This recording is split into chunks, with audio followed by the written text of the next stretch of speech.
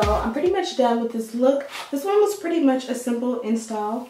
As I say all the time, the key to a great flawless install, in my opinion, is to prep and do as much work as you can to the wig before you go ahead and cut off that lace and bond the wig down. And that's pretty much what I did. I kind of feel like if there's flyaways and all that, go ahead and flatten and straighten it out a little bit. You can use an edge tamer if you want to, just a little bit, or like a wax stick to kind of just make everything flat and neat, and you can kind of see what you're doing. The only thing is, if you're going to pluck or tweeze and you put in wax or like edge control, it might clump up the hair, so you won't be able to tweeze as effortlessly. So I was going to do this wig into a half up, half down, but I did realize this is more of a lace front wig.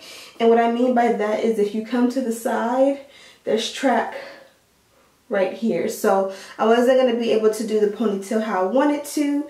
Pretty much it's like from here to here, so I could have still gotten a little bit or a good amount of a ponytail, but I kind of wanted a big like frontal ponytail, not like a little slim ponytail.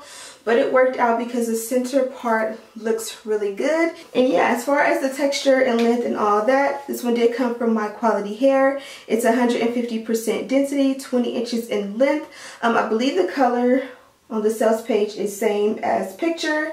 Also, the icing on the cake is that it was pre-plucked and they did add the removable elastic band.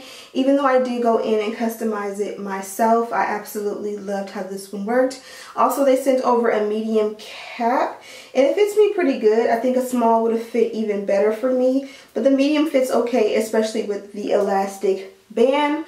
Also, they did give me a coupon code, and that is actually 10. You can enter that at checkout to get money off of your purchase. So yeah, make sure you check out the description bar for a link to this wig and all of the details, as well as a list of everything that I used to create this look. Thank you guys so much for watching, and as always, I'll see you in the next one.